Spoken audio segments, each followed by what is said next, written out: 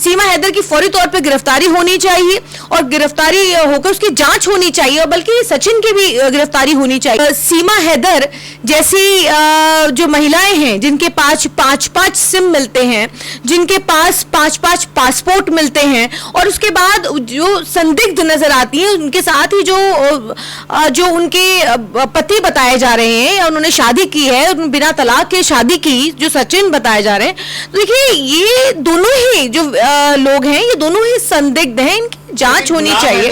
के बारे में कहा जा रहा है कि गुलाम हैदर अपने जो वाइफ है, जो अपनी पत्नी है, उनसे प्यार नहीं करता था, इसलिए वो जो है प्यार की तलाश में वो इंडिया आ गई है। देखिए सवाल ये नहीं है कि वो प्यार करता था नहीं करता था, अभी हमारे लिए जो बड़ा सवाल होना चाहिए वो सवाल ये होना चाहिए कि आज सुरक्षा एजेंसियां क्या कर रही हैं।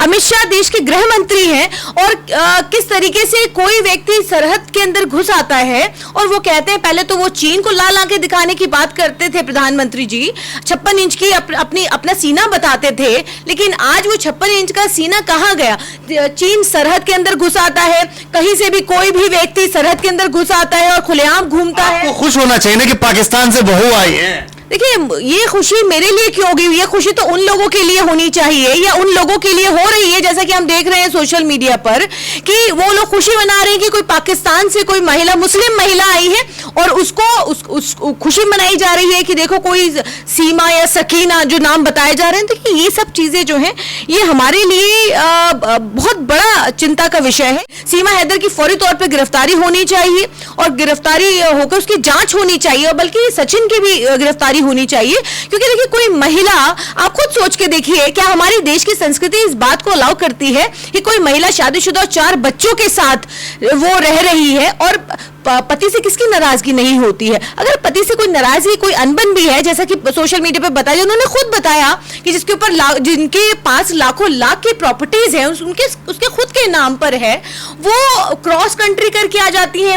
वो खुद बताती हैं, उनकी मुंह जुबानी सुनी है कि मार्च में वो पबजी के माध्यम मिली और उसके बाद वो जून में यहाँ पर पहुंच गई। 2-3 महीने के अंदर आप ये देखिए कि कितना ये कुछ आपको नहीं लगता कि, क्योंकि देश आज सोचने पर मजबूर है कि आज ये पूरी कहानी ये आप कह रहे हैं। देखिए ये जांच जो है, मैं तो कहती हूँ जांच होनी चाहिए। पूरी कहानी जो स्क्रिप्टेड बनाई जा रही है, उनका पासपोर्ट संदिग्ध नजर आ रहा है, उनकी बातें संदिग्ध हैं, जिस तरीके की वो बयानबाजी कर रही है मीडिया से, और देश की मीडिया जो है उनको किस तरीके से उनका आदर सत्कार कर रही है, जबकि वो एक आरोपी है, उसको जेल की सलाखों के पीछे होना चाहिए।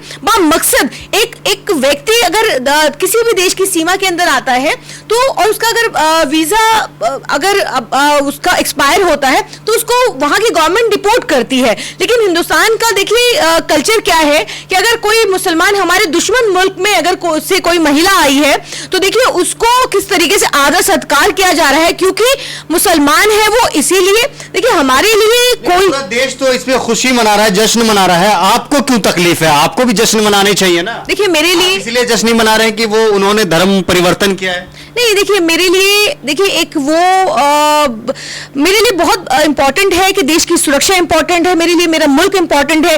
वो चाहे सीमा है, सकीना है या कोई आरिफ है, कोई भी व्यक्ति ऐसा है जो दुश्मन मुल्क से आता है, वो किस मकसद से आया है, किस लिए आया है। क्योंकि देखिए बात यहाँ पे मेरा और तेरा की नहीं है, यहाँ पे अल्पसंख्यक और बहुसंख्यक की नहीं है, यहाँ पे बात है देश की, कि कोई सीमा हो या कोई आरिफ हो या कोई भी व्यक्ति अगर किसी भी शत्रु देश से आता है और इस तरीके से जिस तरीके से हम देख रहे हैं कि सारा तमाशा हो रहा है, देश के प्रधानमंत्री चुप है, देश के गृह मंत्री चुप है, तमाम एजेंसियां चुप्पी साधे हुए हैं।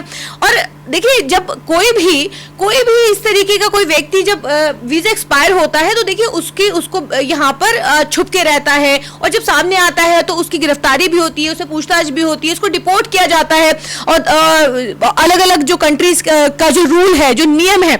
लेकिन यहाँ पर मैं देख रही हूँ कि कोई गिरफ्तारी नहीं होती है, सीमा कोई पूछताछ करने को भी तैयार नहीं है। ऐसा लग रहा है आपको, देखिए सीमा हैदर की सारी कहानी देख करके आपको लगेगा कि सब कुछ स्क्रिप्टेड है, किसी बड़े हादसे का इंतजार हो रहा है। 2024 हमारे सर पर है और 2024 में ऐसी ही कुछ सीमा हैदर हो या फिर कोई सचिन हो, इनके माध्यम क्या कोई बड़ी साजिश को अंजाम देने की कोशिश नहीं हो रही है? क्योंकि जिस तरीके से इतना लाइटली इस बात को लिया जा रहा है, तो इस बात से साबित होता है कि इसके अंदर सरकार भी इसके अंदर इन्वॉल्व है। क्योंकि जिस तरीके से उनकी गिरफ्तारी नहीं होती, कोई पूछताछ नहीं होती है, वो खुलेआम शादी करके 4 बच्चों की मां है, वो शादी करके खुलेआम घूमती है, ये बड़ा सवाल है। देखिए फॉरेनर एक्ट 1949 के अंदर देखिए इस तरीके से अगर कोई इलीगली अगर आता है हिंदुस्तान के अंदर तो उसके सेक्शंस हैं वो जो उनके ऊपर लगते हैं। मुझे नहीं मालूम कि वो सेक्शन उन पर लगाए गए नहीं लगाए गए, क्योंकि गिरफ्तारी तो अभी तक हुई नहीं है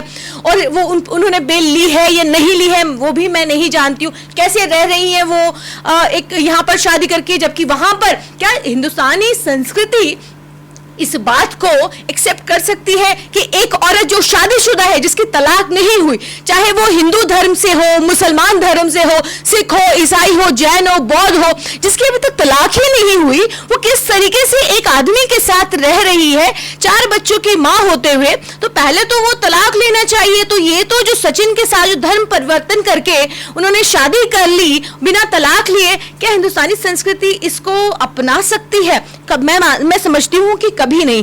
और बात मेरी तकलीफ होने की नहीं है, बात उन तमाम लोगों की जो इन बातों को बहुत ही गहराई से सोच रहे हैं, देश के लिए सोच रहे हैं। क्योंकि आज बड़ा सवाल, क्योंकि 2024 जैसे जैसे नजदीक आएगा हम देख रहे हैं कि अल्पसंख्यकों के लिए परेशानियां बढ़ती रहेंगी, क्योंकि मुद्दे और हैं और मुद्दों को किस तरफ डाइवर्ट करने की कोशिश हो रही है, किस तरीके से पाकिस्तानी एंगल लाया जा रहा है। बार बार देश की तमाम मीडिया किस तरफ से ध्यान भटकाकर किस तरफ ले जाना चाहती है। सीमा हैदर को इतनी बड़ी हाइप मिलना और तमाम देश के बड़े बड़े चैनल जो मणिपुर नहीं जाते हैं लेकिन सीमा हैदर के बाहर खड़े होकर घंटों घंटों का इंतजार करते हैं अपने नंबर आने का कि उनका इंटरव्यू लिया जाए। आज सीमा हैदर इतनी क्यों इंपॉर्टेंट है हमारे देश के अंदर? बहुत सारे ऐसे नाइजीरियन बहुत से ऐसे यहाँ पर रहते हैं जिनके हर रोज वीजा एक्सपायर होते हैं, हर रोज यहाँ पर इलीगली यहाँ पर जो आते हैं तो उनकी गिरफ्तारी भी होती है, वो बेल भी लेते हैं, हम कोर्टों के अंदर देखते हैं। लेकिन सीमा हैदर ऐसा कौन सा अजूबा यहाँ पर आ गई है